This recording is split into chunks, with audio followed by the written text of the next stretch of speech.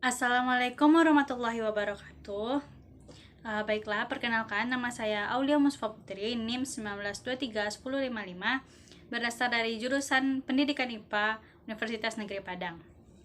Pada kesempatan kali ini, saya akan menjelaskan kembali berdasarkan video yang telah saya saksikan, video dari dosen kita yaitu Dr. Hanif Al-Qadri.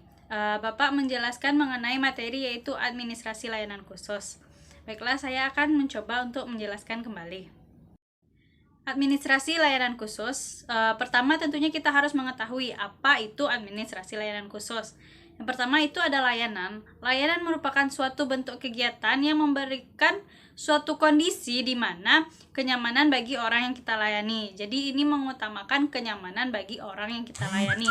Kemudian itu ada khusus. Khusus artinya disengaja atau dikhususkan untuk orang tertentu. Yang mana situasi ini kondisinya luar biasa, misalnya sama dengan teman dan teman khusus yang tentunya itu berbeda. Yang satunya hanya teman biasa, kemudian yang satunya lagi teman khusus.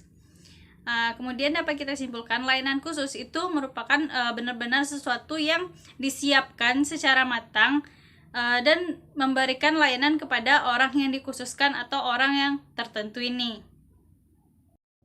Nah, berdasarkan yang telah saya jelaskan tadi mengenai pengertian masing-masing layanan dan khusus, dapat kita simpulkan bahwa administrasi layanan khusus itu merupakan sesuatu yang memberikan secara khusus atau suatu usaha yang terprogram, terencana, yang tidak secara langsung, karena ini terencana dan disiapkan terlebih dahulu berkenaan dengan proses pendidikan atau proses belajar mengajar di sekolah, tetapi yang secara khusus diberikan oleh pihak sekolah atau perguruan tinggi kepada para peserta didiknya agar mereka lebih nyaman dalam proses belajar mengajar dan dapat meningkatkan keefektifan dalam belajar mengajar dalam rangka mencapai tujuan dalam proses belajar dan mengajar. Baiklah, setelah mengetahui pengertian dari administrasi layanan khusus, sekarang kita akan membahas mengenai apa-apa saja layanan yang terdapat di sekolah atau jenis-jenis layanan yang terdapat di sekolah mengenai administrasi layanan khusus ini. Itu ada beberapa. Yang pertama itu ada layanan perpustakaan, layanan laboratorium, UKS, kafe atau kantin, sarana ibadah, asrama, koperasi, toilet, layanan transportasi, dan lain-lain yang akan saya jelaskan satu persatu. Setelah ini akan saya jelaskan satu persatu. Baiklah, kita akan membahas mengenai layanan yang pertama, yaitu adalah layanan perpustakaan. Apa itu layanan perpustakaan? Layanan perpustakaan itu merupakan tempat yang nyaman yang menyediakan sumber-sumber pelajaran atau belajar bagi peserta didik. Dalam perpustakaan ini memenuhi beberapa persyaratan yang akan saya sebutkan ini. Yang pertama, buku-buku haruslah selalu diperbarui sesuai perkembangan zaman. Maksudnya buku-buku yang digunakan itu buku-buku yang terbaru yang sesuai dengan zamannya, bukan buku-buku yang lama, dan emang harus buku ini selalu diperbarui. Kemudian dalam perpustakaan ini juga harus terdapat AC atau kipas angin yang mana ini dapat menunjang siswa nyaman dalam belajar. Kemudian itu tidak hanya buku yang terdapat di dalam perpustakaan, itu juga harus terdapat jurnal-jurnal atau artikel-artikel yang dapat digunakan peserta didik itu untuk mencari informasi mengenai pelajaran. Selanjutnya itu ada beberapa fungsi dari perpustakaan ini. Yang pertama itu fungsi pendidikan. Fungsi pendidikan maksudnya di situ adalah memberikan kesempatan kepada siswa untuk menambah wawasan dan pengetahuan dalam menyelesaikan berbagai tugas. Kemudian yang kedua itu ada fungsi informasi. Fungsi informasi di sini maksudnya itu memberikan kesempatan kepada siswa untuk mendapatkan informasi yang bisa dicari di dalam perpustakaan. Kemudian yang ketiga itu ada fungsi rekreasi.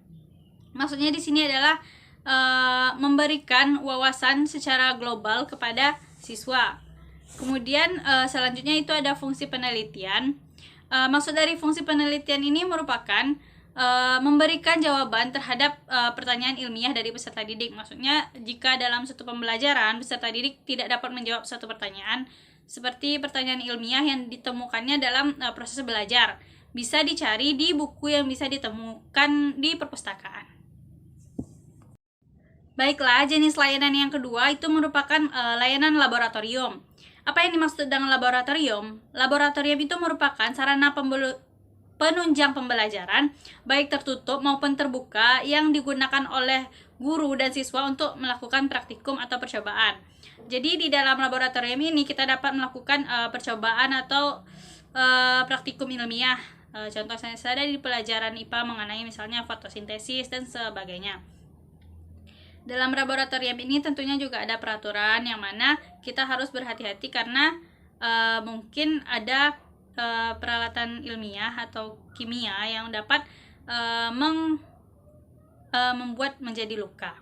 Selanjutnya itu layanan selanjutnya itu ada UKS. UKS itu kepanjangannya adalah Unit Kesehatan Sekolah. Yang mana maksudnya di sini layanan yang diberikan kepada siswa agar mereka mendapatkan tempat kesehatan yang sesuai. Tentunya di UKS ini juga terdapat beberapa persyaratan.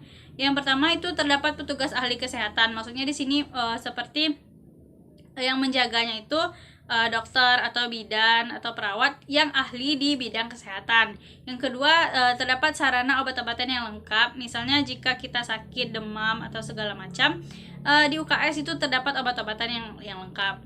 Selanjutnya, layanan selanjutnya itu ada kafetaria. Seperti namanya itu kafetaria. Itu tempat layanan makanan atau minuman yang dibutuhkan peserta didik pada waktu istirahat.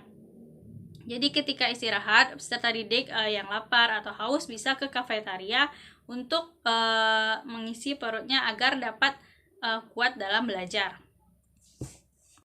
Selanjutnya yaitu persyaratan yang harus dimiliki oleh kafetaria ini. Yang pertama itu jauh dari ruang belajar. Itu kenapa harus jauh dari ruang belajar? Itu karena agar siswa tetap fokus dalam belajar dan tidak berpikiran untuk kafetaria terus. Jadi jarak dari kelas atau ruang belajar itu dengan kafetaria itu diusahakan untuk jauh. Yang kedua itu menjaga kebersihan dan kesehatan makanan. Maksudnya pada saat memasak atau saat berjualan itu diusahakan agar tetap menjaga kebersihan agar siswa atau peserta didik yang makan di kafetaria tersebut tidak mendapatkan penyakit. Terdapat makanan yang banyak dan layak untuk diberikan. Maksudnya ini banyak jenis variasi makanannya dan layak untuk dikonsumsi. Kalau kita lihat di fakultas atau di suatu universitas atau perguruan tinggi, itu biasanya kafe itu berada terkadang di luar sekolah. Maksudnya bukan sekolah yang mengelola. Tapi alangkah lebih baiknya jika itu sekolah yang mengelola, agar jika sekolah yang mengelola itu lebih aman untuk dikonsumsi karena ini sekolah yang mengelola, dan agar peserta didik yang memakan di kafetaria tersebut itu aman karena yang mengelola itu sekolah langsung. Layanan selanjutnya itu ada musola. Musola itu ya merupakan layanan untuk beribadah bagi muslim, peserta didik yang muslim agar bisa beribadah di sekolah itu menggunakan musola. Selanjutnya itu koperasi. Koperasi ini merupakan satu layanan yang berguna untuk peserta didik. Jadi di koperasi ini peserta didik bisa berbelanja peralatan tulis dan segala macamnya. Ketujuh, toilet. Tentunya kita semua sudah tahu fungsi toilet. Jika kita mau buang air besar atau buang air kecil, tentunya layanan toilet ini sangat diperlukan. Banyak layanan yang diperlukan untuk menunjang pembelajaran di sekolah. Seperti yang saya sebutkan tadi, itu ada laboratorium, UKS, perpustakaan, kafetaria, musola, koperasi, dan toilet, yang mana semua ini bertujuan untuk menunjang pendidikan dan meningkatkan keefektifan dalam belajar. Baiklah, sekian dari saya. Lebih dan kurangnya saya mohon maaf. Assalamualaikum warahmatullahi wabarakatuh.